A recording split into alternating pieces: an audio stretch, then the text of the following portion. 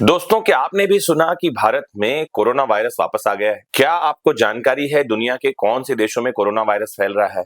क्या आपको पता है इस बार जो वायरस आया है उसका नाम HMPV वायरस है, ये कोरोना वायरस नहीं है?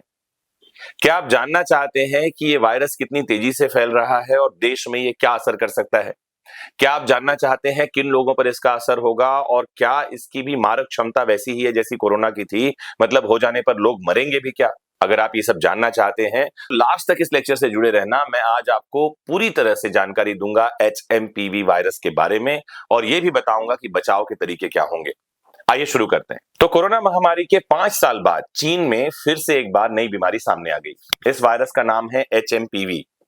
भारत में कोरोना जैसे HMPV वायरस से अब तक कुल 8 मामले सामने आए हैं, 8 लोग इन्फेक्ट हुए हैं। आपको बता दूं कि HMPV यानी ह्यूमन मेटा न्यूमो वायरस इसका नाम है।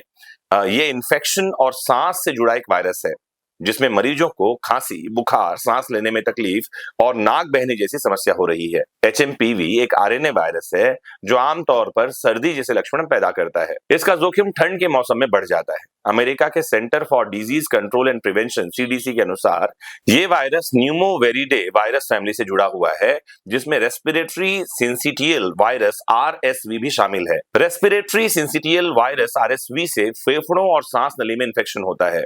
ये इतना आम है कि 2 साल तक की उम्र के ज्यादातर बच्चे इस वायरस से प्रभावित हो जाते हैं। आपको ये बता दूं कि कोरोना यानी कोविड-19 महामारी के लिए SARS-CoV-2 वायरस जिम्मेदार था, जो कोरोना विरिडे वायरस फैमिली से जुड़ा है।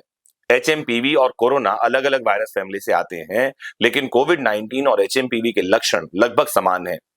HMPV से जुड़े हुए आम लक्षणों में खांसी, बुखार, नाक बंद होना और सांस में तकलीफ शामिल है, जो कि कोविड-19 में भी हो रहा था। क्या ये वायरस कोरोना की तरह फैलता है और क्या इसमें भी लोगों के मरने की संभावना है? तो HMPV वायरस का ट्रांसमिशन रेट यानी फैलने की दर कोरोना वायरस की तुलना में कम है, लेकिन इसके फैलने का तरीका लगभग एक जैसा है। आपको बता दूं, चीन के CDC के अनुसार HMP वायरस से गंभीर मेडिकल कंडीशन वाले और ज्यादा सेंसिटिव लोगों की मौत होने की संभावना है। इसका सबसे ज्यादा असर 5 साल से कम उम्र के बच्चों और 65 साल से ज्यादा उम्र के बुजुर्गों पर हो रहा है। खासकर समय से पहले जन्मे बच्चे यानी प्रीमेच्योर चाइल्ड में इनके लक्षण देखने के लिए मिल रहे हैं। साथ ही जिन लोगों की इम्यूनिटी कमजोर है या जिन्हें अस्थमा जैसी सांस से जुड़ी कोई बीमारी है, उनको भी इस वायरस की चपेट में आने में देर नहीं लगेगी और उनके भी मरने की संभावना बढ़ जाती है। तो 2 बातें आपको समझ में आ गई। पहला, ये वायरस 5 साल से कम उम्र के बच्चों और 65 साल से ज्यादा उम्र के बुजुर्गों पर आघात कर रहा है, उनको अपनी चपेट में ले रहा है। क्या आम लोगों को भी HMPV की जांच करवानी चाहिए या कब हमें HMPV वायरस की जांच करवानी चाहिए? आइए ये भी समझते हैं। तो लक्षण दिखने पर HMPV वायरस की जांच कराई जा सकती है और इसकी जांच भी कोरोना वायरस की जांच जैसी ही सरकारी अस्पताल या प्राइवेट लैब में कराई जा सकती है। आपको बता दूं कि मौजूदा जानकारी के अनुसार HMPV वायरस से बचने के लिए कोरोना जैसे ही इस्तेमाल किए जा रहे हैं। हाथों को रेगुलर तौर से साबुन और पानी से धोएं, खांसते या छींकते समय रुमाल, टिश्यू या कोहनी का उपयोग करें, भीड़ भाड़ वाली जगहों पर जाने से बचें और जा रहे हों तो मास्क का उपयोग करें। सबसे इंपॉर्टेंट बात यह है कि भीड़ भाड़ वाली जगह पर जाएं ही नहीं।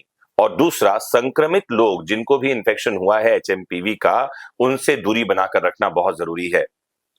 एक लास्ट प्रश्न का उत्तर दे दूं, क्या इस वायरस के फैलने पर भी लॉकडाउन जैसी स्थिति हो सकती है? तो मुझे नहीं लगता कि HMPV वायरस से बचने के लिए लॉकडाउन जैसी कोई स्थिति की जरूरत पड़ेगी, क्योंकि दुनिया में कहीं भी इस वायरस के फैलने पर लॉकडाउन नहीं लगा है।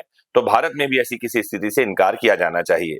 मैं आपको यह भी बता दूं कि HMPV वायरस से बचाव के लिए कोई टीका, कोई वैक्सीन अभी तक नहीं बनी है, ना ही कोई एंटीवायरल थेरेपी है। आपको यह भी बता दूं कि एंटीबायोटिक दवाइयां HMPV वायरस पर काम नहीं करती हैं। एंटीबायोटिक केवल बैक्टीरिया का इलाज करते हैं, HMPV एक वायरस है। भारत में अभी अहमदाबाद और कर्नाटक में कुछ मामले नजर आए हैं। कुल मिलाकर 8 मामले नजर आए हैं। बहुत ज्यादा घबराने और पैनिक होने की जरूरत नहीं है। सावधानी ही बचाव है, क्योंकि एक बार इस वायरस के चपेट में आ जाने के बाद इसका इलाज अभी तक नहीं ढूंढा जा सका है। इसीलिए थोड़े से डरने की जरूरत है, लेकिन पैनिक होने की जरूरत नहीं है। अपना ध्यान रखें, स्वस्थ रहें और देश दुनिया में घटने वाली ऐसी बातों को जानने के लिए जुड़े रहें आपके फेवरेट प्लेटफॉर्म विदिक शिक्षा से। नमस्कार, जय हिंद।